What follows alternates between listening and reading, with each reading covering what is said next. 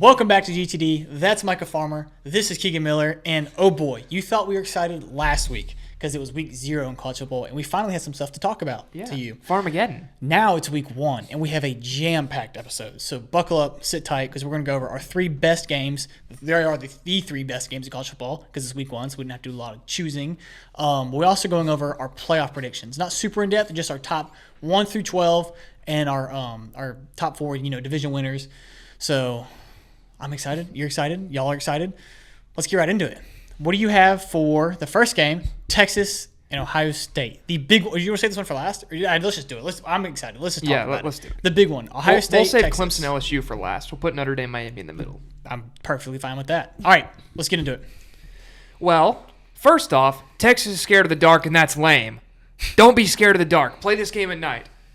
Texas wins anyway. I'm very on board with Texas, and this is less about Arch Manning because I know everyone's going to talk about Arch Manning. Everyone's going to want to talk about Arch Manning. Mm-hmm. This is about the Texas defense, which I think does not get enough love. Colin Simmons, in my opinion, is the best sophomore defensive player in college football. I can hear arguments for Dylan Stewart. I disagree with them. I think Colin Simmons is just better. He's twitchy. He's a freak off the edge. I love Colin Simmons. Anthony Hill Jr. is the best linebacker in the country. Freakishly athletic, great coverage player, can come up and make hits in the run game. Dude's a monster.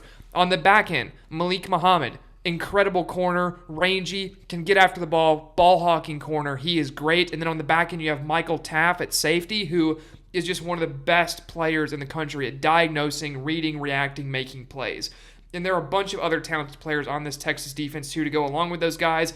I think this is going to be the best defense in the country this season is Texas, and I think they do enough to at least slow down Ohio State. I think Julian Sayin coming in, making his first start, even though it's at home, I would not want to make my first start against this Texas defense, so give me the Longhorns, although I do think it's close.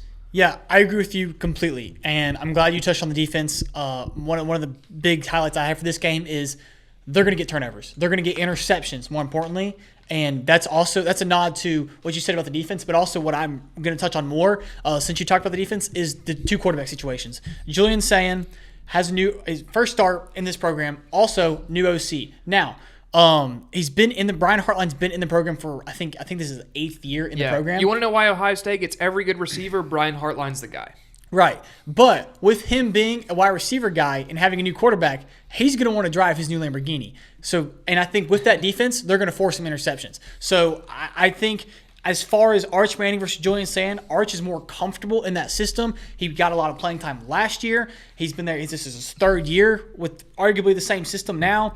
I think Arch is more comfortable. And in week 1, college football, more comfortable quarterback, I'll take that any day. I do think it'll be close, but I think Texas play calling will be a little better because just the more comfortable quarterback. So I think they'll kind of know their scheme better than Ohio State will know their own scheme. So, I mean, it's college football. It's really not all that – we like to make college football very complicated. It comes down to 3 things. Who knows their identity better, who honestly has a more comfortable quarterback, and who's got a slightly better defense. And all 3 of those I'm giving to Texas right now. But it's not miles better. So, give me Texas. I would say the 2 most important players in this game that are not star players, and honestly I think the 2 most important players in this game, regardless of what kind of caliber player they are, Caden Curry and Kenyatta Jackson. You may be asking, who are those people? Those are the new 2 starting edge rushers for Ohio State who are having to replace Jack Sawyer and JT Tuimoloau. If they can step up and put pressure on Arch Manning, that is going to be a world of good for Ohio State, and I think really going to be key for this game. Huge question mark for Ohio State right now. If those 2 guys step onto the big stage and really break out, I think that's Ohio State's path to victory. You want to put Arch under pressure because you know your own young quarterback, like you said, going to be struggling with Texas' defense, so you need your own guys to get after it. Yeah.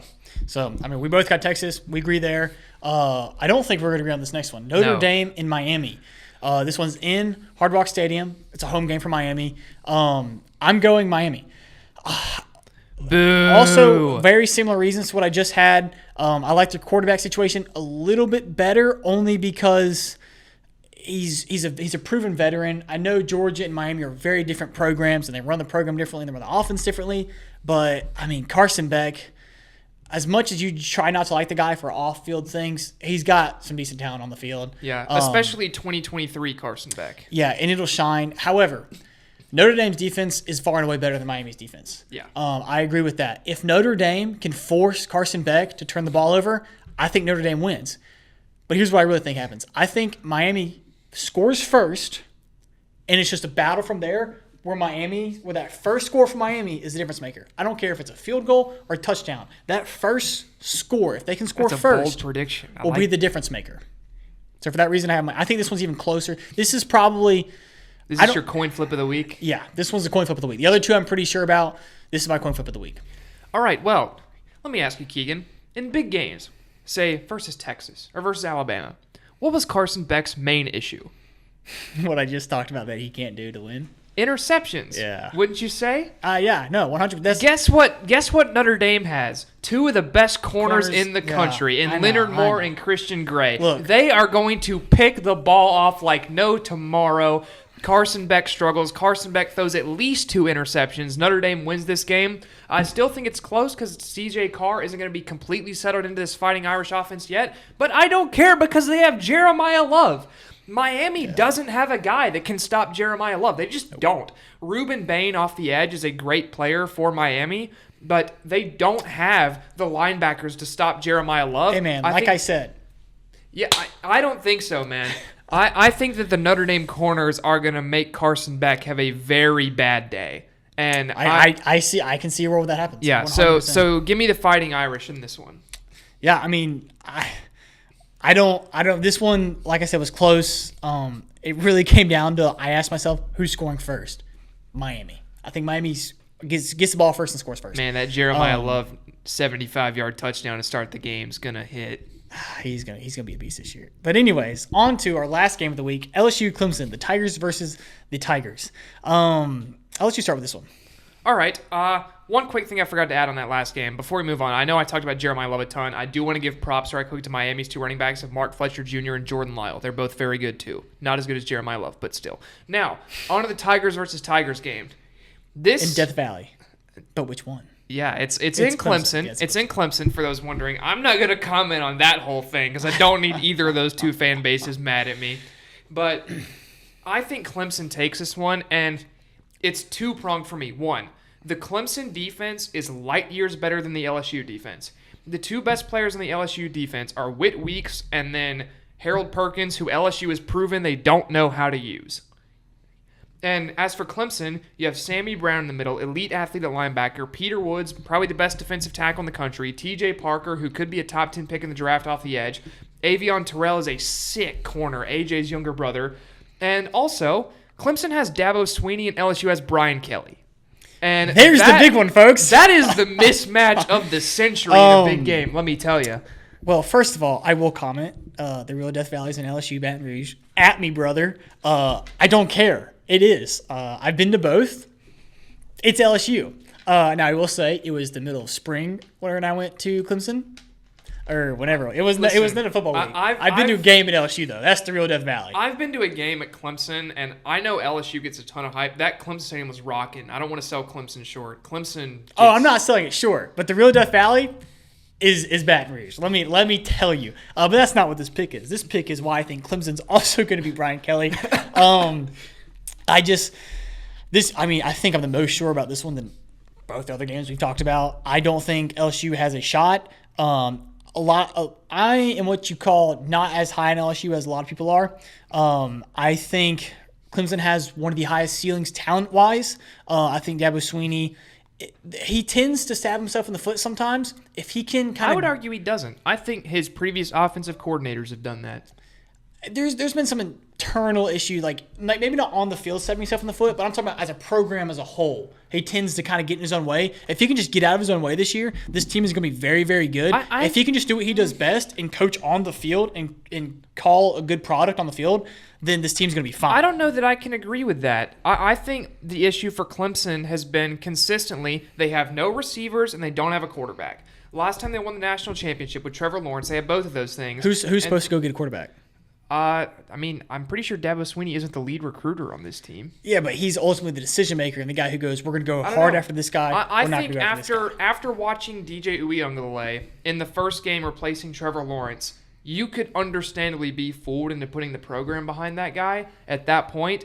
And I think the fact that, one, he didn't pan out, two, Bo Collins didn't pan out at all, I think it's just some unfortunate your offensive key cornerstones didn't develop. But I'm not saying he's still one of the best coaches. Even when he gets in his own way, he's one of the better coaches in college football. I just think every year his team could be slightly better than it is. Well, get ready for this year, buddy, because they are going to be incredible. Well, I will say, devil's advocate here, LSU's path to victory is an all-out offensive shootout.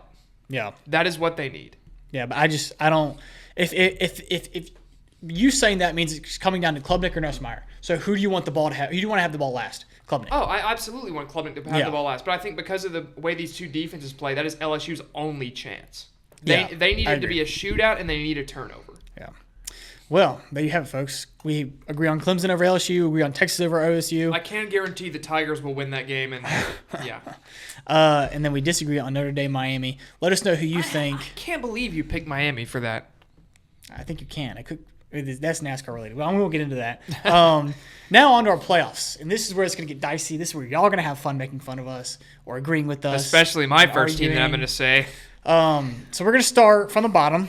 We're going to do our group of 5 team, and then we're going to go from there. We're just going to bounce back and forth. Who do you have 12? UNLV. Don't look at the Idaho State game. Don't do it. Nothing happened. They won by 50. Don't worry about it. It was week 0. There's always weird magic in week 0. Yeah, I was about to say, week 0 attacks, weird things can happen. I think that Dan Mullen, in my time watching Dan Mullen at Florida, his Achilles heel was his recruiting. I think they brought in enough good players in the transfer portal to where this is a very talented team for a group of 5 team. Their only 2 difficult games on the schedule are hosting UCLA and at Boise State. And I think they're good enough to survive that and win the Mountain West. And I trust Dan Mullen's ability to at least scheme an offense effectively. So, yeah. And for me, too, I would say my runner-up here is JMU. But Alonzo Barnett coming back off the ACL tear from last year, I'm not sure what the start of the season is going to look like for JMU. Maybe they drop a game, and if JMU drops a game early, they're cooked. So I think it is UNLV. I'm interested to add something about your team here once you talk about who your group of 5 team is, because I know they're a popular pick, and I have some issues with it. I have Tulane. They are like the pick for this group of 5 team. I think Boise State's also the other popular pick, and if you're between Boise State and Tulane and you're the committee, you're just going to look at last year's playoff game and go, we're not putting this team back in. You can't do that. The committee can do, as proven, they can do whatever they want. So the committee will 100% do that, and Tulane will make it. I think Tulane's better anyways, and just will prove that on the field than Boise State. Without a shadow of doubt, I think Tulane is your best group of 5 team out of the other group of They're there. They get the golden participation trophy. Yeah, it feels like a down year for the group of 5 in general. Yeah. There's no big standout. I will say if Byron Brown can take a big step, maybe keep an eye on USF as a dark horse. But for Tulane, my issue is your quarterback's at Duke now in Darian Mensah. Your running back in Mekhi Hughes, who is a superstar, is at Oregon. Your top receiver in Mario Williams is gone. And then your top 3 corners are all gone. The top 2 guys who were first-team All-ACC this year, both in the NFL, and then your number 3 and All-AAC return man in Rayshon Pleasant is now at Auburn. Yeah. So you lost so much of the talent from that team. But these programs are built for that. They know the revolving door. They should be built for that. So I'm very it's worried nothing about new them. for these teams to have players go. I know. Elsewhere. I'm just worried about them replacing it. As now we'll move up to number 11, and for me it's going to be the Florida Gators here at number 11. And the reason why is, one, I like this offensive line a lot. I think this is in the running for the best offensive line in college football this season, led by Jake Slaughter at center, first-team All-SEC preseason. And then you look at the defensive line. Caleb Banks, who is currently injured but should be fine, good to go. Tyreek Sapp, LJ McCray, Cameron James, Jordan Mbachu, George Gums Jr. off the edge. This is an incredibly deep NFL-caliber defensive line, and if you have an elite offensive line and an elite defensive line, the rest of the team can go to work. And I think this is a team where a lot of these players are going to have to take steps in this season, but I feel like every year I kick myself for not identifying a team where I think they can take a step and all the talent finally gels. I'm going to make my bet on this is the year that happens for the Gators, and DJ Lagway really steps into his role as a starting quarterback. There's a great receiver room to work with, led by Trey Wilson if he can stay healthy. I think Cormani McClain makes a jump in the secondary, so I like this Florida team. I think they finally put it all together this year. Yeah, I mean, Florida was a team that I bounced up and down on this list, and they're not on my list. But that's for other teams that we'll get into. And honestly, it's for the Big 12 also. I think the Big 12 gets more than one team this year. And I think Texas Tech is that second team. The Big 12, I thought the committee was down on the Big 12 all year last year as a whole. I would agree. Now, the last 2 weeks, the Big 12 didn't help themselves because a lot of their guys just forgot how to play football. But I don't think that happens this year. I think you have a really solid Big 12. And I think your guy who doesn't win the Big 12 still gets into the college football playoffs, hopefully. I hope that's the case. This is something I talked about earlier before we started recording. My 12-team list is if every team this year performs how I would expect them to perform, where do I think the committee would put them based on that? So I'm not necessarily saying that I think a Florida would deserve to be in over a Big 12 team that loses the conference title and goes 10-2, but I think this is what the committee would do. Yeah, and moving into our 10th place pick with Miami, which is I have Miami going 10th. That's also kind of a Can committee. you put the U up? Because I feel like we should do it for support, but I'm physically incapable of doing so. I'm okay with it. But I think the committee learned a lot last year in its first year of doing this, and I think there's going to be a lot of differences in the way they go about putting these teams in.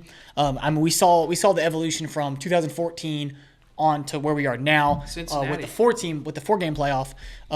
So I think there will be some better team. Like if you have an SEC team that has, let's say, one more loss, or a Big Ten team with one more loss than Miami, that may be better. I still think the committee goes ahead and puts Miami in. And that's just how I'm making this list. So for that reason, I have Miami 10. Yeah, my issue with Miami is, in all likelihood, the SEC team that Miami would be compared with is one of LSU, South Carolina, or Florida. And if it ends up being Florida and Florida has a win over Miami, Miami has no path to the playoff. Yeah. Is my concern for Miami this season. But my number 10 is going to be Notre Dame. I think that the offense is going to be slightly lacking this year in the passing attack, but Jeremiah Love's a freak. Yeah. And so I think that'll carry. I talked about the DBs they have a little bit earlier, previewing their game versus Miami. This defense is going to be screaming this year, and I really, really like Marcus Freeman as a coach. I'm very high on Marcus Freeman. So give me the Fighting Irish into the playoffs at number 10. Yeah, and then moving on to number 9, I have Alabama. I think they're going to be one of the best defenses in college football. Kalen DeBoer's second year. We'll see what he can do from the offensive side of things. We know he's a great recruiter. There's some pieces there. Obviously, you have Ryan Williams. I mean, you have the talent, and I think the defense is going to stand alone. So I have them getting into the playoffs, but it is at number 9. Alabama, for me, has probably a top 5 defense in college football this season. The issue for me is, in my opinion, Alabama does not have a reliable quarterback. Now, Ty Simpson could change that, absolutely. If he goes out and performs at the start of the season, I could see them making the playoff for sure. But as of right now, I do not have the confidence in Alabama's quarterback situation to put them in. At the number 9 spot for me is a team that I love their quarterback a lot, and it's Indiana. Fernando Mendoza is a dog. You need to learn the name. I think that he is going to be what people think Drew Aller can be. He is a guy who can absolutely rip the football. Go look at the tape at Cal. Created windows with his arm. And now he gets Elijah Surratt to throw to on the outside. That's going to be a match made in heaven. I absolutely love the pairing. And then Mikhail Kamara and D'Angelo Pons on defense are 2 very solid players for the Hoosiers as well. I think the defense will be good enough. Fernando Mendoza and the Kurt Cignetti offense is a match made in heaven. So the Hoosiers go back to the playoffs at number 9. Who's your number 8? My number 8 is LSU, and I think that the offense is good enough to overcome Brian Kelly being the head coach. All right. I think the defense is solid. I wouldn't say they're elite, but they're solid enough. And Garrett Nussmeier, I think if you put him in a position to where he can succeed with talent around him, he's absolutely going to do so. And I love this receiving core. Nick Anderson brought in from Oklahoma. Berrien Brown from Kentucky for some big-time speed. Chris Hilton Jr. and Xavier Thomas still on the team. This is one of my favorite receiving cores in the country. I would say probably top 5 or 6 for me right now. And then I do think it's an issue replacing your 2 starting tackles, Will Campbell and Emory Jones. However, my favorite player on this LSU team is the running back, Caden Durham. Yeah. This guy is lightning in a bottle. He's a home run hitter, can take it to the house from anywhere on the field. And I think that he is going to be underrated going into the season. This is a guy who I think is one of the best running backs in college football. absolutely love Caden Durham, and I think that if you're too focused on Garrett Nussmeier and the receivers, Caden Durham's going to make you pay big time. And I think that dynamic of an offense is enough to get LSU in, despite the Brian Kelly handicap. I don't think we said it earlier. I'm not high on LSU. Yeah. I don't think we basically are swapped on Alabama and LSU, and for me, it's the Alabama quarterback. For you, it's the LSU head coach. Yeah, that's fair. My 8th pick, Arizona State University. I just think the full government name. Yeah, I think they're winning the Big 12. I think they are the best team in the Big 12, and for that reason, they're in. My 7th team, Notre Dame. Yes, I have them losing week 1. I mean, they lost to nobody week 3 last year. So I don't think that hurts them. I think Notre Dame is a fantastic team this year. They're going to make the playoffs again. They'll be top 8. They'll be 7th. But they won't be hurt by the loss to Miami if it happens, which it may not happen.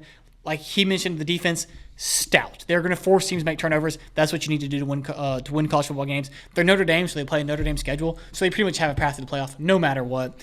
But yeah, let's move through these last ones so we get to our top guys. All right, my number 7 is Oregon. I think the Evan Stewart injury is killer. Dante Moore is fairly unproven. The defense will be great. I love Dan Lanning. Mekhi Hughes is a beast at running back. That's really kind of your quick Oregon overview. I would love to see DeCorian Moore break out as a freshman, but at the end of the day, it's really what can your quarterback do, and I'm not overly convinced of Dante Moore. I think the rest of the team is talented enough to get it done.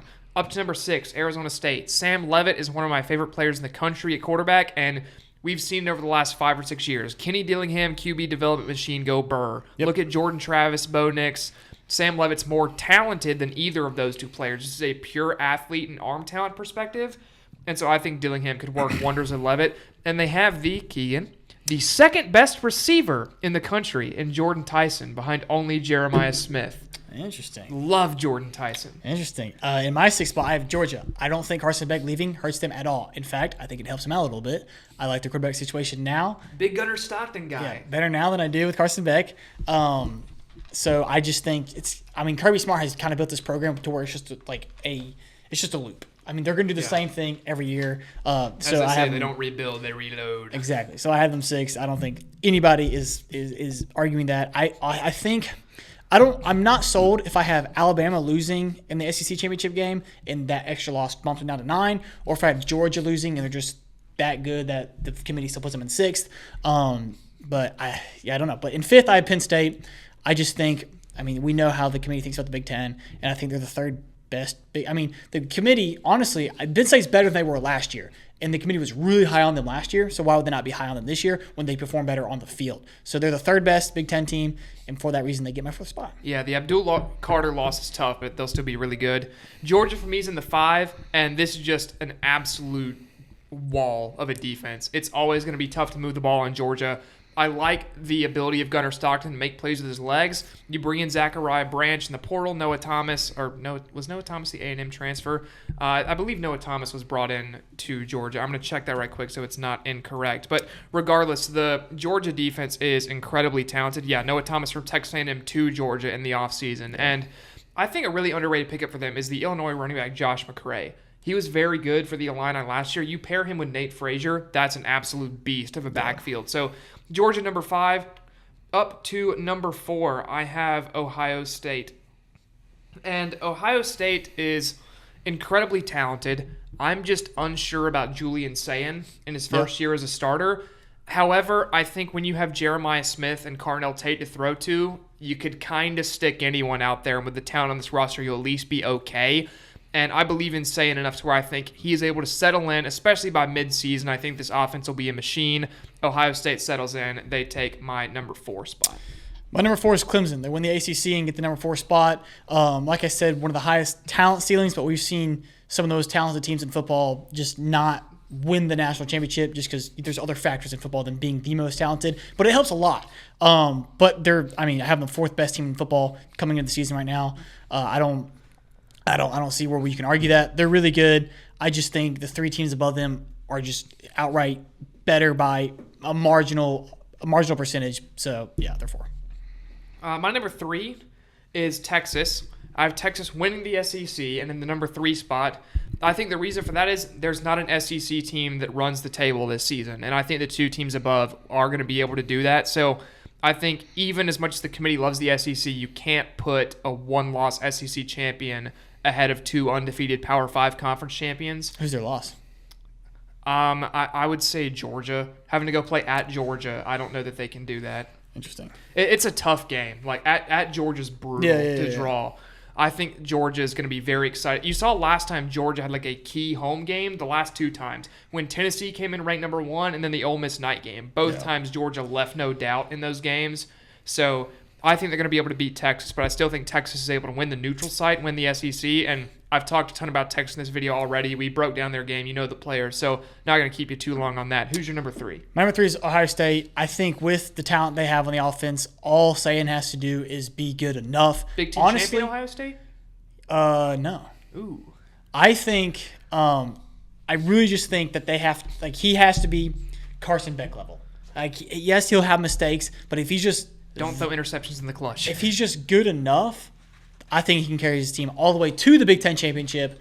But my number 2 team, Oregon, beats in the Big Ten championship just over. I think they get out. I love what Dan Lanning does. I think a lot of people aren't as high on Oregon coming into seasons because I think Dan Lanning is great at. It's almost like it's a movie coming out and he doesn't want to spoil it. He's just great at not showing all of his hands until he needs to. Until he plays that first game where he's got to show out, they will. And I think from then on, everyone will go, oh, they're still very good. So for that reason, I have Oregon winning the Big Ten and being second. I think the only way Oregon gets there is if Dante Moore really takes the jump to become the player that they think he can be up there, which is a possibility. I'm just not sold on it yet. For me, number 2 is the first of 2 undefeated teams for me, and that's Penn State. I think they're your Big Ten champion. I think Drew Aller is better than Julian Sayin. I think he can outduel Julian Sayin. And then this defense is so good for the Nittany Lions. I love the running back duo of Nick Singleton and Katron Allen. I think it's my second favorite running back duo in the country behind Texas's of Quintravian Weiser and C.J. Baxter. And I think Drew Aller is really going to take another big step, cut out some of the mistakes that really hurt the Nittany Lions down the stretch with him last year. Penn State takes the 2 spot. Speaking of Texas, they are my undefeated SEC champion, and they're the number 1 seed. Wow, they make it the entire way undefeated. And the best team in college football right now. I just struggle to see any SEC team going undefeated this year with how many of them play each other at the top. Well, Texas doesn't have to play Alabama, so they don't have to match up against that defense, which will help them. We mentioned the Georgia game. At Florida, midseason's tough. I think they win Florida, but it's tough. Yes, but I think that's a game they win, and then from then on out, they go, we are, as a team, they go, we are the best team in college football. We just went to the swamp and beat Florida, who's having which we think will have one of their best seasons in a while. This is the hottest Florida ticket in years, too. Right? Because Florida is supposed to have one of their best seasons in a while, and then if Texas goes in there and wins them, that's a huge confidence booster that I think they can carry all the way through to the playoffs. So they're the best team in college football and my number 1 seed. For me, it's undefeated Clemson who wins the ACC. And I know you're saying they're not going to put undefeated Clemson over undefeated Penn State. Well, they will if Clemson obliterates a playoff caliber LSU team, which, in my opinion, is I think what they've been known to kind of weigh week 1 through 4 games differently than week 5 through. I still think it matters. You look at Oregon getting held down a couple years ago because Georgia absolutely smacked them around. I don't think Clemson does anything like that to LSU, but I think week 1's convincing. I think this is the deepest and most talented team in college football this season with a top 5 head coach in Dabo Swinney. So I really think there's a ton to love for Clemson. I also think they have the best quarterback in the country going into the year in Cade Klubnik. He can just do it all and do it well. So Clemson goes undefeated, wins the ACC, and as I said last week, they're my national champion. Yeah. I mean, it's interesting. We have a lot of similar teams. We have a few teams down at the bottom that are kind of just fillers that we know we bounce back and forth. A lot of our teams at the top are just Do you want to say our first couple out at the end here? Like who just missed? No, we can let them tell us in the comments below. And then also tell us who you think we got wrong in the playoffs. Let's talk about Josh Hoover, though. Who you think's the top. If you want to listen to talk about Josh Hoover, you can talk about the Micah's College Football Talk Show. Yeah, State of the FBS. I have another YouTube channel where it's just college football every week. So if you want to hear me really get into the weeds on all these teams and players who you should look out for, go tune into those videos because I feel like those have been going pretty well too. So subscribe to that and subscribe to GTD too because that's what you're watching. If you've made it this far, you really like the video. So like it and then subscribe. Do it. Yeah, and if you like this one, go check out our NASCAR content. If you're a motorsports fan, F1 content. If you're another motorsports fan that likes open wheel stuff, baseball, Which has no wheels? NFL starting soon, also no wheels, just balls. but with that being said, this has been our week 1 preview for college football. Like I said, go check out all of our other content. It's fall. There's a lot of sports going on, which is a lot of content popping off on your feed from us and everyone else that's in this space. So we appreciate you stopping by, and we'll see you on the next episode.